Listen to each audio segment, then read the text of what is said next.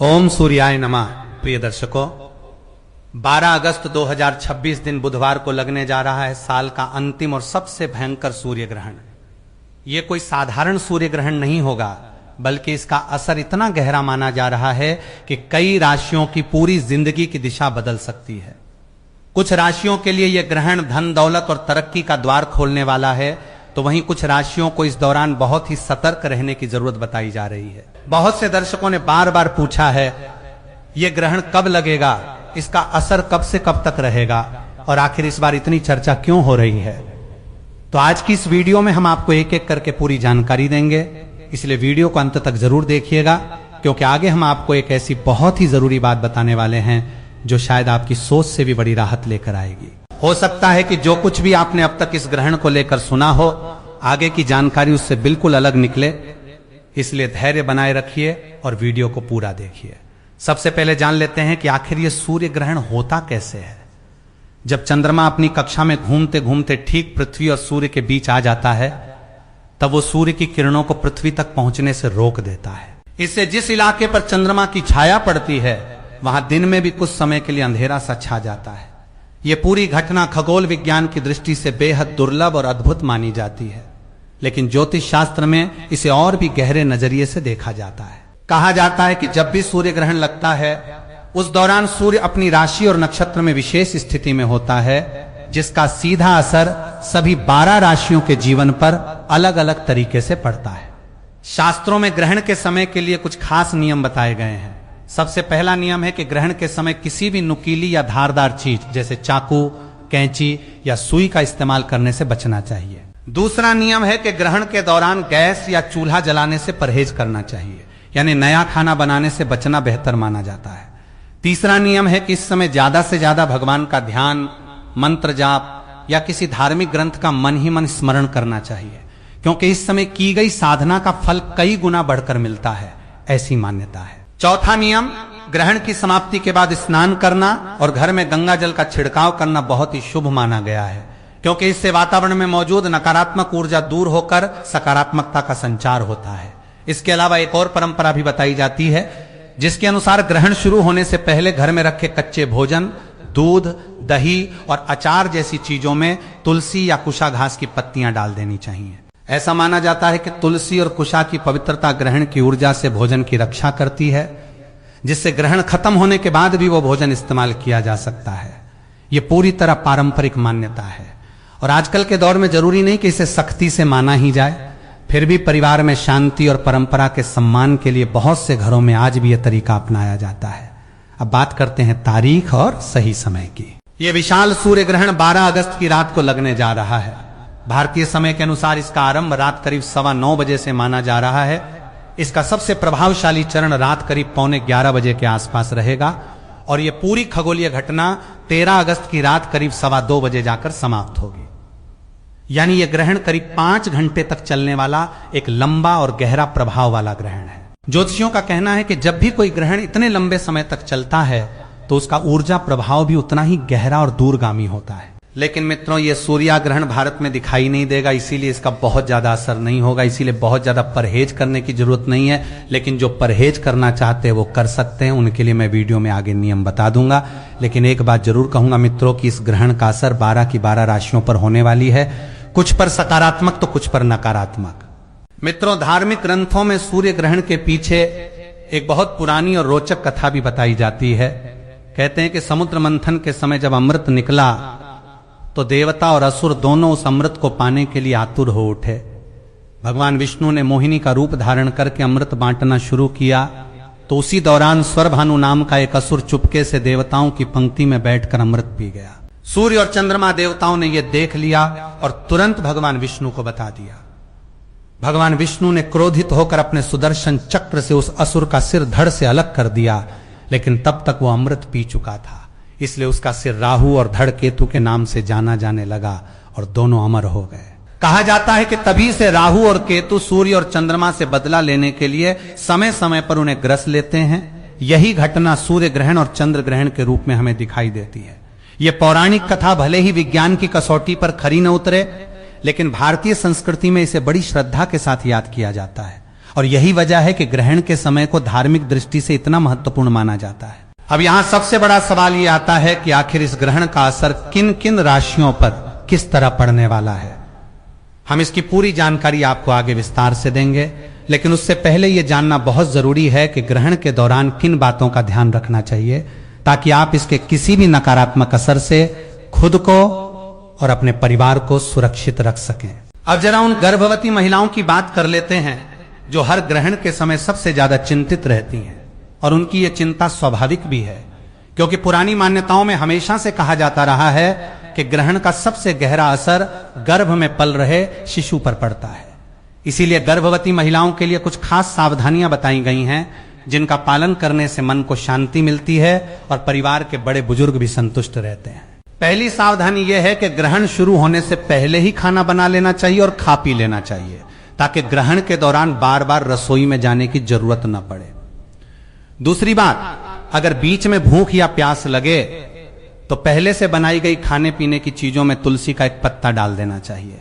ऐसा करने से भोजन शुद्ध बना रहता है, ऐसी मान्यता है। तीसरी बात, गर्भवती महिला को अपने पेट पर हल्का सा चंदन या गेरू का लेप लगा लेना चाहिए और साथ ही थोड़ा गंगा जल पी लेना चाहिए।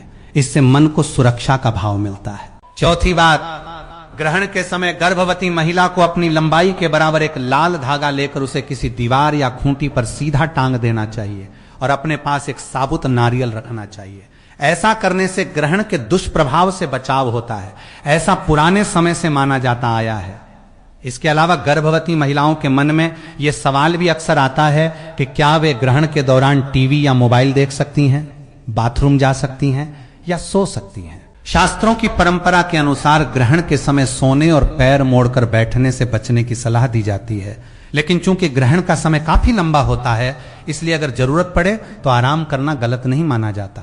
बस ऊपर बताए गए उपाय जैसे लाल धागा और नारियल साथ रखने से यह दोष समाप्त हो जाता है, ऐसी मान्यता है। टीवी मोबाइल देखने और बाथरूम जाने में किसी तरह की कोई सख्त मनाही नहीं होती, बस इस दौरान मन को शांत रखने की और भजन कीर्तन सुनने की सलाह दी जाती है ताकि समय भी अच्छे से बीते और मन भी सकारात्मक बना रहे।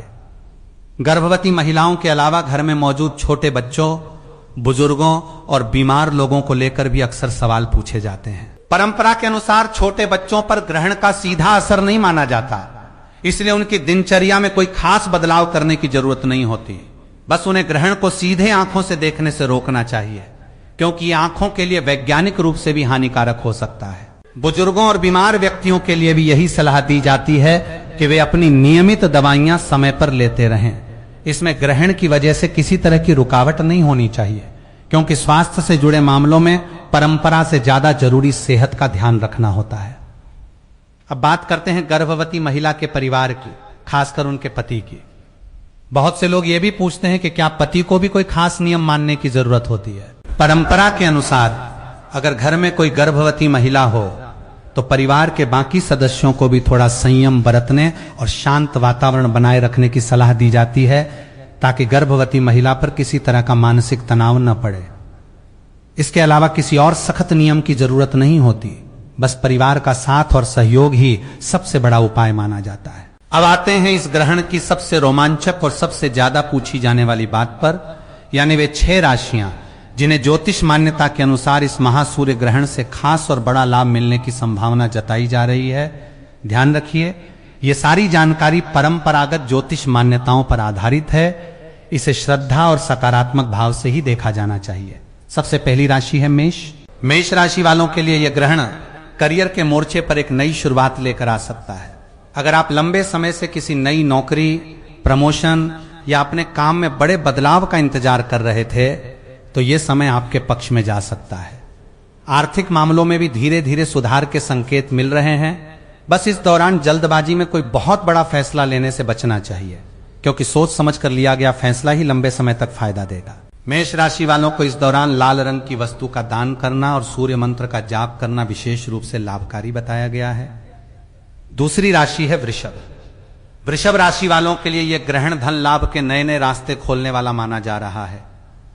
अगर आपका कोई पुराना पैसा किसी के पास फंसा हुआ था तो वो वापस मिलने की संभावना बन रही है, या फिर किसी निवेश से अच्छा मुनाफा होने के आसार हैं। पारिवारिक जीवन में भी मिठास बढ़ेगी और अगर किसी अपने से थोड़ी दूरी महसूस हो रही थी तो वो भी धीरे धीरे कम होती नजर आएगी। वृषभ राशि वालों को इस दौरान सफेद वस्तुओं का दान और मां लक्ष्मी की उपासना करना शुभ फल देने वाला माना गया है। तीसरी राशि है कर्क। कर्क राशि वालों के लिए यह समय भावनात्मक स्थिरता और मानसिक शांति लेकर आने वाला माना जा रहा है। जो लोग किसी पुराने तनाव, चिंता या पारिवारिक उलझन से जूझ रहे थे, उन्हें इस दौरान राहत मिलने के आसार हैं। इसके साथ ही कैरियर में भी छोटे लेकिन बहुत महत्वपूर्ण अवसर सामने आ सकते हैं, जिन्हें समझदारी और धैर्य के साथ पहचानना बहुत जरूरी होगा। कर्क राशि वालों को इस दौरान चांदी की वस्तु धारण करना और मन को शांत रखने वाले मंत्रों का जाप करना लाभकारी रहेगा। चौथी राशि है तुला। तुला राशि वालों के लिए यह ग्रहण सामाजिक और व्यावसायिक रिश्तों को मजबूत करने वाला साबित हो सकता है। इस दौरान नए लोगों से मुलाकात होने की संभावना है, जो आगे चलकर आपके लिए बहुत फायदेमंद साबित हो सकती है। जो लोग अपना खुद का काम या व्यापार शुरू करने की सोच रहे थे, उनके लिए भी यह समय बहुत शुभ संकेत लेकर आ रहा है। तुला राशि वालों को इस दौरान सफेद और हल्के रंग के वस्त्र पहनना तथा शुक्रवार के दिन कन्याओं को भोजन कराना विशेष लाभकारी बताया गया है। पांचवी राशि है धनु। धनु राशि वालों के लिए यह ग्रहण यात्रा और उच्च शिक्षा से जुड़े शुभ फल देने वाला माना जा रहा है। जो लोग विदेश जाने की योजना बना रहे थे, उनके लिए रास्ते खुलते हुए दिख रहे हैं। साथ ही आत्मविश्वास में भी अच्छी बढ़ोतरी होगी, जिससे आप अपने जीवन के बड़े फैसलों को और भी बेहतर तरीके से ले पाएंगे। धनु राशि वालों को इस दौरान पीली वस्तुओं का दान और गुरु मंत्र का जाप करना शुभ फलदायी माना गया है। छठी और आखिरी राशि है मीन। मीन राशि वालों के लिए यह ग्रहण आध्यात्मिक उन्नति और आंतरिक शांति का समय माना जा रहा है। इस दौरान की गई पूजा पाठ, ध्यान और साधना का विशेष फल मिलने की मान्यता है। साथ ही स्वास्थ्य से जुड़ी कोई पुरानी परेशानी अगर लंबे समय से चली आ रही थी, तो उसमें भी धीरे धीरे सुधार होने की उम्मीद जताई जा रही है। मीन राशि वालों को इस दौरान जरूरतमंदों को भोजन कराना और भगवान विष्णु की उपासना करना विशेष लाभकारी माना गया है। बाकी बची हुई 6 राशियों के जातकों को इस दौरान थोड़ा धैर्य और सावधानी बरतने की सलाह दी जाती है, खासकर पैसों के लेन देन में और अपनी वाणी पर नियंत्रण रखने में, क्योंकि जल्दबाजी में लिया गया कोई फैसला या गुस्से में कहा गया कोई कठोर शब्द अनावश्यक परेशानी खड़ी कर सकता है। बेहतर यही रहेगा कि इस दौरान शांत मन से अपना रोजमर्रा का काम करते रहें और किसी भी बड़े फैसले को कुछ दिन के लिए टाल दें, ताकि सोच समझकर सही रास्ता चुना जा सके। अब हम आपको वो बहुत ही जरूरी बात बताने जा रहे हैं, जिसका इंतजार शायद आप शुरुआत से कर रहे होंगे। दोस्तों, ये जो इतना बड़ा और प्रभावशाली महासूर्य ग्रहण है, इसके बारे में सबसे राहत भरी बात यह है कि यह ग्रहण भारत की धरती से दिखाई ही नहीं देगा। जिस वक्त यह ग्रहण अपने चरम पर होगा, उस वक्त भारत में देर रात का समय होगा और सूर्य पहले ही अस्त हो चुका होगा। यह ग्रहण मुख्य रूप से ग्रीनलैंड, आइसलैंड, स्पेन और रूस के कुछ हिस्सों में साफ नजर आएगा, जबकि यूरोप, उत्तरी अफ्रीका और उत्तरी अमेरिका के कुछ इलाकों में इसका आंशिक रूप देखा जा सकेगा। भारत, पाकिस्तान, बांग्लादेश और आसपास के पूरे दक्षिण एशियाई इलाके से यह घटना पूरी तरह अदृश्य रहेगी। अब सवाल उठता है कि अगर ग्रहण भारत में दिखाई ही नहीं देगा, तो फिर क्या इसके धार्मिक नियम जैसे सूतक काल भारत में भी लागू होंगे या नहीं? शास्त्रों की स्पष्ट मान्यता है कि सूतक काल और ग्रहण से जुड़े धार्मिक नियम तभी लागू होते हैं जब वो ग्रहण उस स्थान से वास्तव में देखा जा सके। चूंकि यह ग्रहण भारत से बिल्कुल भी नजर नहीं आएगा, इसलिए भारत में सूतक काल की कोई बाध्यता नहीं रहेगी। इसका मतलब यह हुआ कि भारत में मंदिरों के कपाट हमेशा की तरह खुले रहेंगे, पूजा पाठ सामान्य रूप से चलता रहेगा, खाना बनाने खाने पर कोई रोक नहीं होगी और गर्भवती महिलाओं को भी किसी सख्त परहेज की जरूरत नहीं पड़ेगी। तो दोस्तों, अगर आप अब तक ये सोचकर परेशान थे कि इस बड़े ग्रहण के चलते आपको अपनी रोजमर्रा की जिंदगी में बहुत सारे बदलाव करने पड़ेंगे, खाना समय से पहले बनाना पड़ेगा, पूजा टालनी पड़ेगी या मंदिर जाना बंद करना पड़ेगा, तो अब आप निश्चिंत हो सकते हैं। भारत में रहने वाले हम सब लोगों के लिए ये एक साधारण रात की तरह ही होगी। बस अंतर इतना है कि दुनिया के दूसरे हिस्से में उस वक्त एक बहुत ही दुर्लभ खगोलीय घटना घट रही होगी, जिसे विज्ञान की दुनिया बड़े चाव से देखेगी। फिर भी चूंकि यह ग्रहण अपनी ऊर्जा और ग्रह नक्षत्रों की चाल के हिसाब से एक बहुत बड़ा संयोग माना जा रहा है, इसलिए ज्योतिषियों का यह भी कहना है कि भले ही यह ग्रहण भारत से दिखाई न दे, फिर भी इसका सूक्ष्म ऊर्जा प्रभाव पूरी पृथ्वी पर किसी न किसी रूप में जरूर पड़ता है, क्योंकि यह एक वैश्विक खगोलीय घटना है। इसीलिए अगर आप चाहें तो श्रद्धा और मन की शांति के लिए इस रात कुछ आसान उपाय जरूर कर सकते हैं, भले ही ये कोई अनिवार्यता न हो। पहला उपाय, इस रात सोने से पहले अपने घर के मुख्य द्वार पर एक दीपक जरूर जलाएं और भगवान सूर्यदेव का नाम लेते हुए मन ही मन प्रार्थना करें कि आपके जीवन में हमेशा प्रकाश और सकारात्मकता बनी रहे। दूसरा उपाय, अगर आपकी राशि उन 6 राशियों में शामिल है जिन्हें हमने ऊपर बताया, तो अगली सुबह उठकर सूर्य को जल जरूर अर्पित करें। इससे कहा जाता है कि शुभ फल जल्दी और मजबूत होकर मिलता है। तीसरा उपाय, इस रात अगर संभव हो तो किसी जरूरतमंद को भोजन या वस्त्र का दान करें, क्योंकि दान को हर ग्रह नक्षत्र के दोष को शांत करने वाला सबसे बड़ा उपाय माना गया है। चौथा उपाय, परिवार के साथ बैठकर भगवान का नाम लें, भजन सुने या कोई धार्मिक कथा साझा करें। इससे घर का वातावरण सकारात्मक ऊर्जा से भर जाता है। एक बात और ध्यान रखने योग्य है, चूंकि यह ग्रहण भारत में दिखाई नहीं देगा, इसलिए इस बारे में सोशल मीडिया और कुछ जगहों पर भ्रामक जानकारी भी फैल सकती है, जैसे कि यह कहना कि भारत में भी सूतक लगेगा या मंदिर बंद रहेंगे। ऐसी किसी भी भ्रामक बात पर विश्वास करने से पहले सही और प्रामाणिक स्रोत से जानकारी जरूर जांच लें, ताकि आप बेवजह किसी डर या भ्रम में न रहें। अब जरा उन 6 राशियों की बात भी कर लेते हैं जिन्हें इस दौरान थोड़ा संभल कर चलने की सलाह दी गई है, ताकि आप भी अपनी राशि के अनुसार सतर्क रह सकें। मिथुन राशि वालों को इस दौरान खर्चों पर नियंत्रण रखने की जरूरत है, क्योंकि अचानक कोई बड़ा खर्च सामने आ सकता है। ऐसे में हरे रंग की वस्तुओं का दान करना और बुद्ध मंत्र का जाप करना लाभदायक रहेगा। सिंह राशि वालों को स्वास्थ्य का विशेष ध्यान रखना चाहिए और किसी भी नई शुरुआत में जल्दबाजी से बचना चाहिए। इस दौरान सूर्य को जल अर्पित करना और गुड़ का दान करना शुभ माना गया है। कन्या राशि वालों को अपने करीबी रिश्तों में गलतफहमी से बचने की सलाह दी जाती है, इसलिए बातचीत में संयम बरतें और हरी वस्तुओं का दान करना इस राशि के लिए फायदेमंद रहेगा। वृश्चिक राशि वालों को कानूनी या सरकारी कामों में सावधानी बरतनी चाहिए। जल्दबाजी में कोई कागज पर हस्ताक्षर करने से पहले उसे अच्छे से पढ़ लें। इस दौरान हनुमान जी की उपासना करना और लाल वस्तुओं का दान करना लाभकारी रहेगा। मकर राशि वालों को किसी भी नए निवेश या बड़े आर्थिक फैसले को लेने से पहले पूरी जानकारी जुटा लेनी चाहिए। इस समय शनि देव की उपासना करना और काली वस्तुओं का दान करना शुभ माना गया है। कुंभ राशि वालों को इस दौरान वाहन चलाते समय विशेष सावधानी बरतने की सलाह दी जाती है और यात्रा के दौरान थोड़ा अतिरिक्त समय लेकर चलना बेहतर रहेगा। साथ ही नीले रंग की वस्तुओं का दान करना इस राशि के लिए लाभदायक बताया गया है। अब कुछ और सवाल भी हैं जो अक्सर दर्शक पूछते रहते हैं, चलिए उन पर भी एक नजर डाल लेते हैं। पहला सवाल, क्या ग्रहण के दौरान नया काम शुरू करना चाहिए? परंपरा के अनुसार ग्रहण के समय कोई भी नया और शुभ काम जैसे गृह प्रवेश, विवाह या नई दुकान का उद्घाटन शुरू करने से बचना चाहिए। बेहतर होगा कि ऐसे शुभ काम ग्रहण खत्म होने के बाद ही शुरू किए जाएं। दूसरा सवाल, क्या ग्रहण के दौरान बाल कटवाना या नाखून काटना ठीक है? परंपरागत मान्यता के अनुसार इस समय बाल कटवाने और नाखून काटने जैसे काम टालने की सलाह दी जाती है। तीसरा सवाल, क्या बीमार व्यक्ति को दवा लेने में कोई रोक है? इसका जवाब बिल्कुल स्पष्ट है। बीमार व्यक्ति को अपनी जरूरी दवा किसी भी समय लेनी चाहिए। इसमें ग्रहण की वजह से कोई रुकावट नहीं आनी चाहिए, क्योंकि सेहत सबसे पहले आती है। चौथा सवाल, क्या ग्रहण के दौरान सोए हुए व्यक्ति को जगाना चाहिए? अगर कोई पहले से गहरी नींद में सो चुका है तो उसे जबरदस्ती जगाने की जरूरत नहीं, क्योंकि नींद में इंसान को किसी भी बाहरी प्रभाव का पता नहीं चलता। यह मान्यता भी परंपरा में शामिल है। देखिए दोस्तों, ज्योतिष शास्त्र हमें भविष्य के बारे में एक संभावित दिशा जरूर दिखाता है, लेकिन इंसान का अपना कर्म, उसकी मेहनत और उसकी सोच हमेशा सबसे बड़ी भूमिका निभाती है। कोई भी ग्रहण, चाहे वो कितना भी बड़ा क्यों न हो, हमारी मेहनत और ईमानदारी का विकल्प नहीं बन सकता। इसलिए इस महासूर्य ग्रहण के दिन भी अपने रोजमर्रा के काम पूरी लगन से करते रहें। अपने परिवार के साथ अच्छा व्यवहार करें और भगवान पर विश्वास बनाए रखें। यही सबसे बड़ा और सबसे असरदार उपाय है जो हर राशि और हर इंसान के लिए हमेशा काम करता है।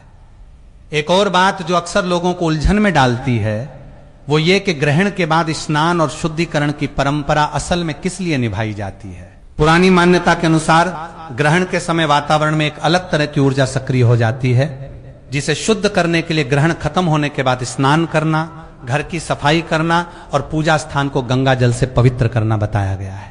हालांकि जिन जगहों पर यह ग्रहण दिखाई ही नहीं देगा वहां यह परंपरा निभाना अनिवार्य नहीं है।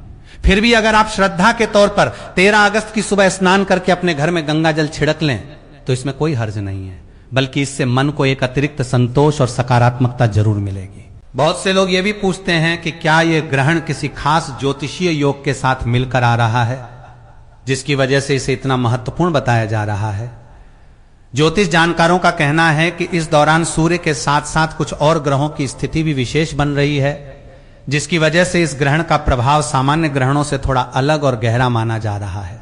हालांकि यह ध्यान रखना जरूरी है कि ऐसी ग्रह नक्षत्रों की स्थितियां हर कुछ महीनों में किसी न किसी रूप में बनती रहती हैं, इसलिए इसे बहुत ज्यादा डर या घबराहट का विषय बनाने के बजाय इसे सकारात्मक भाव से लेना और अपने कर्मों पर ध्यान देना ही सबसे बेहतर तरीका है। अंत में एक बार फिर याद दिला दें, चाहे यह ग्रहण भारत में दिखे या न दिखे, चाहे इसका असर आपकी राशि पर शुभ हो या सामान्य, असली उपाय हमेशा एक ही रहता है, अपने कर्तव्यों को ईमानदारी से निभाना, अपने परिवार का ख्याल रखना, जरूरतमंदों की मदद करना और भगवान पर विश्वास बनाए रखना।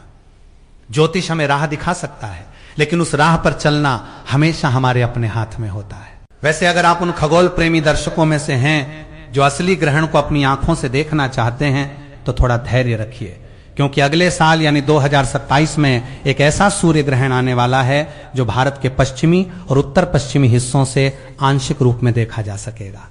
तब तक के लिए इस बार का ग्रहण हमें सिर्फ श्रद्धा, ध्यान और सकारात्मक सोच के साथ बिताना है, भले ही ये हमारी आंखों से दिखाई न दे। अगर आपको ये जानकारी उपयोगी लगी हो तो इस वीडियो को लाइक जरूर कीजिए और कमेंट बॉक्स में अपनी राशि लिखना न भूलिएगा। साथ ही अगर आपके मन में इस ग्रहण को लेकर कोई और सवाल हो तो उसे भी कमेंट में जरूर पूछिए, हम अगली वीडियो में उसका जवाब देने की कोशिश करेंगे। भगवान सूर्यदेव की कृपा आप सब पर हमेशा बनी रहे, आपका जीवन प्रकाश सुख और समृद्धि से भरा रहे। धन्यवाद। ओम सूर्याय नमः। हर हर महादेव, नमः शिवाय। हे भोलेनाथ, आपकी इस वीडियो को जो भी लाइक करे, चैनल को सब्सक्राइब करे और कमेंट बॉक्स में 5 बार हर हर महादेव लिखे, उसके जीवन में कभी भी दुख और तकलीफ मत आने देना। इस पावन सावन में उसके घर जरूर पधारना और अपनी कृपा दृष्टि बनाए रखना। भक्तों, सावन में घर में छिपकली का दिखाई देना शुभ होता है या अशुभ? यह सवाल अक्सर लोगों के मन में आता है, क्योंकि सावन के दिनों में घर में छिपकली दिखी जाती है। दोस्तों, आज मैं आपको छिपकलियों से जुड़ी कुछ खास बातें बताने वाला हूं, क्योंकि छिपकलियां सिर्फ एक साधारण जीव नहीं मानी जाती, बल्कि इनके साथ कई तरह के संकेत और रहस्य भी जुड़े हुए बताए जाते हैं। अगर सावन में तुलसी के पास या घर के मंदिर में छिपकली दिखाई दे जाए तो इसे कुछ लोग विशेष संकेत भी मानते हैं। अलग अलग रंग और प्रकार की छिपकलियों को लेकर भी अलग अलग मान्यताएं प्रचलित हैं, इसलिए आज हम आपको इसी विषय की पूरी जानकारी देने वाले हैं। दोस्तों, वीडियो में अंत तक बने रहिए ताकि कोई भी महत्वपूर्ण बात आपसे छूट न जाए। वीडियो शुरू करने से पहले एक लाइक जरूर कर दीजिए, चैनल को सब्सक्राइब कर लीजिए और बेल आइकन भी दबा दीजिए ताकि हमारी हर नई वीडियो का अपडेट आपको सबसे पहले मिलता रहे। दोस्तों, जो लोग छिपकली को एक मामूली जीव समझते हैं, वे आज की ये जानकारी सुनकर हैरान हो सकते हैं। आखिर घर में छिपकली क्यों दिखाई देती है? इसके पीछे कौन से संकेत छिपे हो सकते हैं? आज हम इसी विषय पर चर्चा करने वाले हैं। दोस्तों, सबसे पहले बात करते हैं काले रंग की छिपकली की। अगर आपके घर के किसी कोने में बार बार काले रंग की छिपकली दिखाई देती है तो कई लोग इसे अच्छा संकेत नहीं मानते। मान्यता है कि काले रंग की छिपकली नकारात्मक ऊर्जा की ओर इशारा कर सकती है, इसलिए अगर ऐसी छिपकली दिखाई दे तो उसे बिना नुकसान पहुंचाए घर से बाहर कर देना चाहिए। कुछ मान्यताओं के अनुसार यह घर में बढ़ती हुई परेशानियों और अशुभ प्रभावों का संकेत भी मानी जाती है, इसलिए घर में साफ सफाई रखें, भगवान का स्मरण करें और सकारात्मक वातावरण बनाए रखें। अब बात करते हैं हल्के लाल रंग की छिपकली की। अगर आपके घर में हल्के लाल रंग की छिपकली दिखाई देती है तो कुछ लोग इसे पूर्वजों से जुड़े संकेत के रूप में देखते हैं। ऐसी मान्यता है कि यह व्यक्ति को अपने कर्मों पर ध्यान देने और अपने पूर्वजों का स्मरण करने की याद दिलाती है। हल्के लाल रंग की छिपकली को भी शुभ नहीं माना जाता, इसलिए अगर ये दिखाई दे तो उसे बिना कोई नुकसान पहुंचाए घर से बाहर निकाल देना चाहिए। साथ ही अपने बड़ों का सम्मान करें, अच्छे कार्य करें और ऐसा कोई काम न करें जिससे आपके पूर्वजों की भावना को ठेस पहुंचे। अगर कभी ऐसी छिपकली दिखाई दे तो भगवान से प्रार्थना करें और अपने जीवन में सकारात्मकता बनाए रखें, क्योंकि इसका सीधा संकेत माना जाता है कि आपके पूर्वज आपके कार्यों से प्रसन्न नहीं हैं। ऐसी स्थिति में तुरंत स्नान कर लेना चाहिए और ईश्वर से क्षमा प्रार्थना करनी चाहिए। मान्यता है कि अगर समय रहते सावधानी न बरती जाए तो व्यक्ति को कई प्रकार की परेशानियों का सामना करना पड़ सकता है। इसलिए हल्के लाल रंग की छिपकलियों को कभी भी नुकसान नहीं पहुंचाना चाहिए। ऐसी छिपकलियों को पूर्वजों से जुड़ा हुआ माना जाता है। कहा जाता है कि इन्हें कष्ट देने से पितरों की नाराजगी बढ़ सकती है और जीवन में बाधाएं आने लगती हैं। अगर आपको कहीं भी चितकबरी छिपकली दिखाई दे तो इसे भी एक विशेष संकेत माना जाता है। ऐसी मान्यता है कि इस प्रकार की छिपकलियों का संबंध नकारात्मक ऊर्जा से होता है। जिस घर में ये बार बार दिखाई दें वहां के लोगों को सतर्क रहना चाहिए और घर के वातावरण को सकारात्मक बनाए रखने का प्रयास करना चाहिए। यदि ऐसी छिपकली दिखाई दे तो उसे बिना किसी हानि पहुंचाए सावधानी से घर से बाहर निकाल देना चाहिए। मान्यता के अनुसार इन्हें नुकसान पहुंचाने से नकारात्मक प्रभाव और अधिक बढ़ सकता है। अगर ऐसी छिपकली शरीर पर गिर जाए तो स्नान करके गंगा जल का छिड़काव करना शुभ माना जाता है। वहीं अगर आपके घर में भूरे रंग की छिपकली दिखाई दे तो इसे शुभ संकेत माना जाता है। ऐसी मान्यता है कि भूरे रंग की छिपकली माता लक्ष्मी की कृपा का प्रतीक होती है। यदि ये घर में बार बार दिखाई दे तो माना जाता है कि घर में सुख, शांति और समृद्धि का आगमन होने वाला है। आने वाले समय में आर्थिक स्थिति मजबूत हो सकती है और रुके हुए कार्य पूरे होने के योग बन सकते हैं। इसलिए भूरे रंग की छिपकली को शुभ संकेत के रूप में देखा जाता है। अगर भूरे रंग की छिपकली किसी व्यक्ति के ऊपर गिर जाए तो इसे भी कई लोग शुभ मानते हैं। मान्यता है कि इससे धन लाभ और सौभाग्य के अवसर प्राप्त हो सकते हैं। विशेष रूप से यदि किसी पर्व या शुभ अवसर पर ऐसी छिपकली दिखाई दे तो इसे आने वाले अच्छे समय का संकेत माना जाता है। ऐसे समय में अच्छे कर्म करते रहना, पूजा पाठ करना और सकारात्मक सोच बनाए रखना लाभदायक माना जाता है। छिपकली किसी भी रंग की हो, अगर वो शरीर पर गिर जाए तो स्नान करके गंगा जल का छिड़काव करना शुभ माना जाता है। ऐसा करने से मन में सकारात्मकता बनी रहती है और व्यक्ति स्वयं को शुद्ध महसूस करता है। साथ ही घर के वातावरण को भी स्वच्छ और सकारात्मक बनाए रखने का प्रयास करना चाहिए। ध्यान रखें कि किसी भी छिपकली को जानबूझकर नुकसान नहीं पहुंचाना चाहिए। जीवों के प्रति दया और करुणा का भाव रखना सबसे बड़ा पुण्य माना गया है। यदि मंदिर में छिपकली दिखाई दे तो कई लोग इसे शुभ संकेत मानते हैं। ऐसी स्थिति में श्रद्धा के साथ पूजा पाठ करना और भगवान का स्मरण करना लाभदायक माना जाता है। अगर तुलसी के पौधे, किसी पवित्र वृक्ष या घर के मंदिर के आसपास एक या एक से अधिक छिपकलियां दिखाई दें तो कई मान्यताओं के अनुसार इसे शुभ माना जाता है। माना जाता है कि इससे घर में सकारात्मक ऊर्जा बढ़ती है और आने वाले समय में सुख समृद्धि के योग बनते हैं। दोस्तों, अब तक आपने छिपकलियों के रंगों से जुड़े संकेतों के बारे में जाना। आगे हम आपको बताएंगे कि घर की किन किन जगहों पर छिपकली का दिखना शुभ माना जाता है और किन स्थानों पर इसे अशुभ संकेत माना जाता है। दोस्तों, मान्यता के अनुसार अगर आपके घर के किसी कमरे में काले रंग की छिपकली दिखाई दे तो इसे शुभ संकेत नहीं माना जाता। कहा जाता है कि यह घर में बढ़ती हुई नकारात्मकता, आर्थिक परेशानियों या किसी अशुभ प्रभाव की ओर इशारा कर सकती है। ऐसी स्थिति में घबराने की जरूरत नहीं है, लेकिन सतर्क रहना चाहिए। अगर पति पत्नी के कमरे में काली छिपकली बार बार दिखाई दे तो इसे आपसी मतभेद, तनाव या रिश्तों में दूरी बढ़ने का संकेत माना जाता है। इसलिए ऐसी छिपकली दिखाई दे तो उसे बिना नुकसान पहुंचाए धीरे से घर से बाहर कर देना चाहिए। किसी भी जीव को हानि पहुंचाना उचित नहीं माना जाता। दोस्तों, अगर आपको घर में ईंटों, पत्थरों या पुराने कोनों के आसपास से छिपकली निकलती दिखाई दे तो कई लोग इसे राहु केतु से जुड़ा संकेत मानते हैं। ज्योतिष मान्यताओं के अनुसार राहु और केतु व्यक्ति के जीवन में अचानक उतार चढ़ाव ला सकते हैं। जब इनका प्रभाव बढ़ता है तो काम बनते बनते रुकने लगते हैं, खर्च बढ़ने लगते हैं और मन अशांत रहने लगता है। इसलिए ऐसे समय में व्यक्ति को अपने कर्मों पर ध्यान देना चाहिए और किसी भी तरह की जल्दबाजी से बचना चाहिए।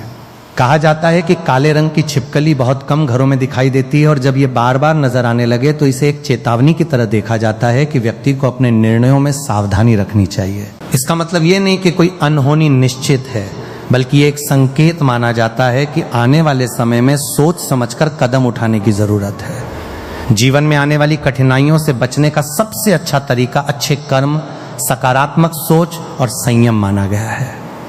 दोस्तों, राहु और केतु को शांत करने के लिए लोग कई प्रकार के उपाय भी